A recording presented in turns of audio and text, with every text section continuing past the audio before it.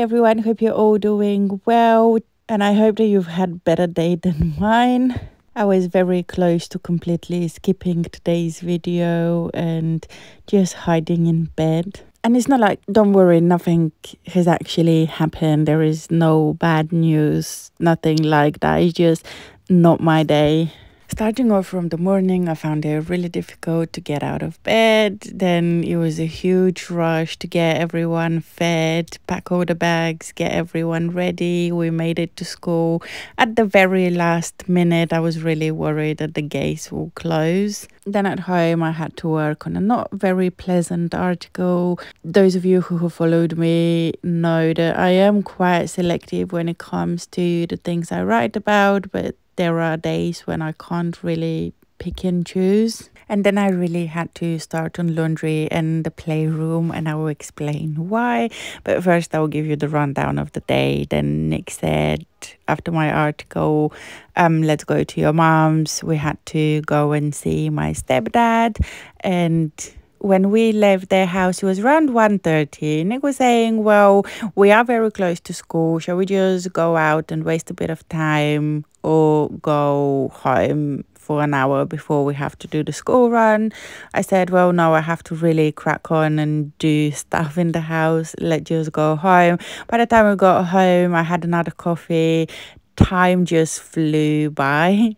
But I did manage to start a load of laundry, which is the fourth load from the giant pile I have.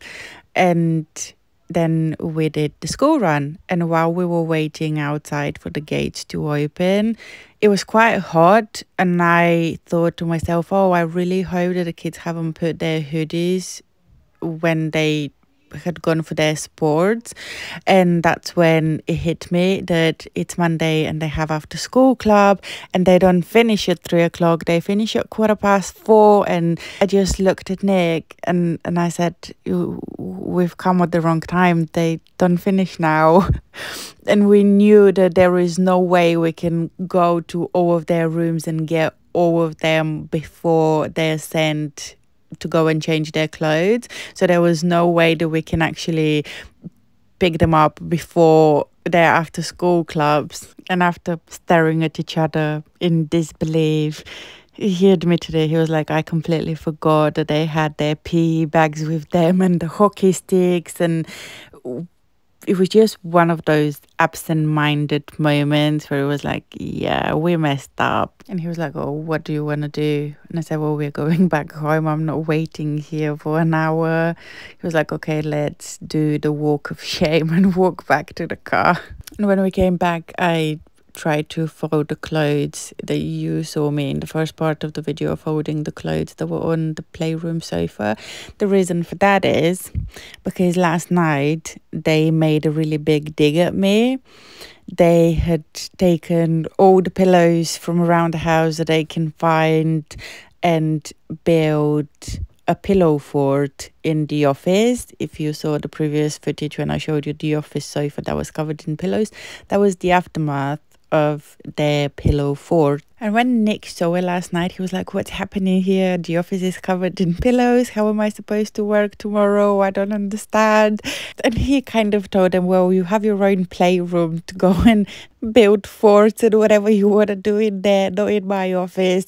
And the kids very bluntly said, well, have you seen what mom's done to the playroom? We can't go and play in there. And even though guilt hit me, I was willing to overlook that comment and delay it because I still have the disaster in my bedroom to sort out and the laundry. And I wasn't planning on cleaning the playroom, but then in the morning when they came downstairs, I had to remind them of our deal that once I deep clean the sofas and the rooms, they're no longer having breakfast there.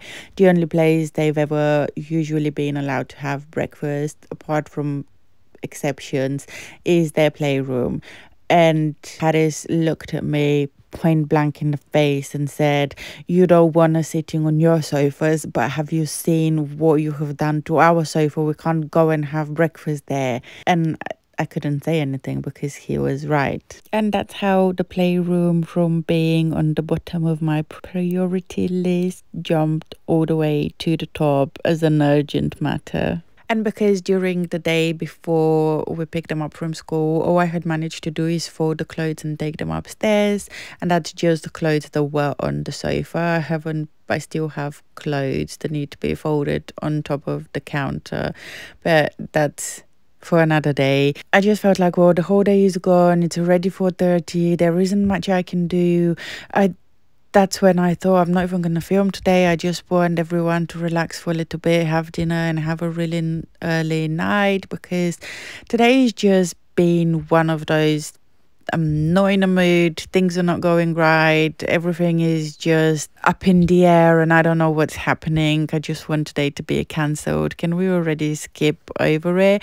But I thought, no, I'm not gonna allow a bad mental day, a bad mental health day, a bad whatever day you want to call it, to put me down and stop my progress. And this is when I realized I'm not allowing perfectionism to get in my way again. And even if I don't achieve a lot today, even just spending a few minutes here and there and achieving something, it's better than nothing. And even though I'm cleaning the playroom, the problem in the playroom are not toys. It's not my kids' fault.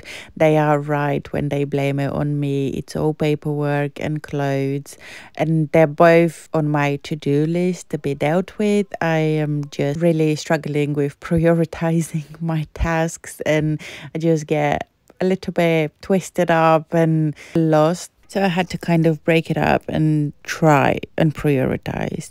And it was like, okay, fix the sofa up so that tomorrow when they come downstairs and they just want to snuggle up until they're waking up and have their breakfast, watching TV, whatever they enjoy in the morning, they have where to do that.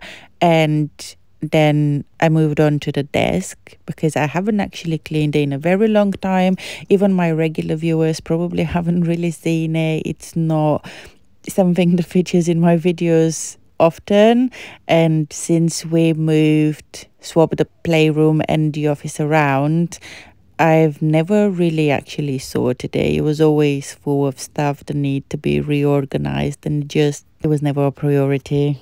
And I just showed you that when I'm when I'm cleaning something, like in this case, the desk, the floor becomes really bad. If you haven't seen any of my videos, when I'm cleaning, things get worse before they get better.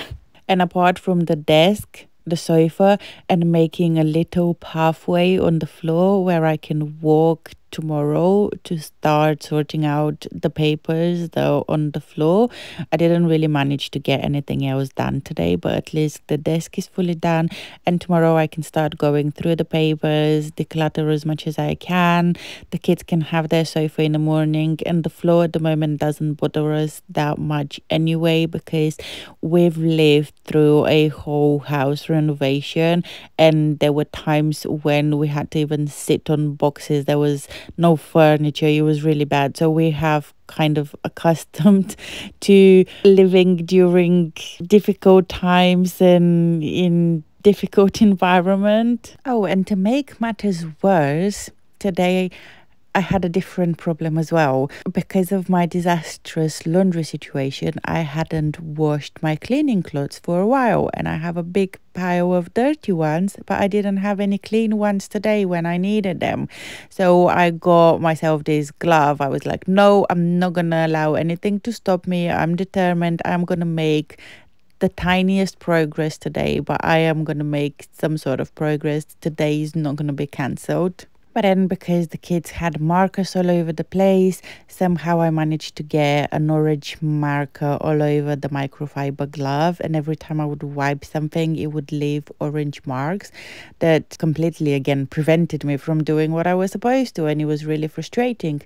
But I had to improvise and use my Mrs. Hinge cozy season spray and kitchen towels. Yes, I use kitchen towels to wipe down the desk, but at least the whole desk is now completely dust free and sparkly. And most importantly, there is nothing on the desk that doesn't belong on the desk, which gives me the opportunity to sort out whatever paperwork and books and stuff I have and then find homes for them. You hear them calling, shouting your name. Turn up the collar and walk away. Feels like you're falling, now who is to blame? Wishing you'd only be more like them. Over and over, you cry yourself to sleep. And you're colder, much colder. If only you could see. Don't you know that you're beautiful, just the way you are, just the way you came. Don't you know that you're beautiful, no matter what the scars, no matter what they say. And we'll shout it out louder, prouder. Ain't no one gonna hold us down, 'cause you know that we're beautiful, just the way we are.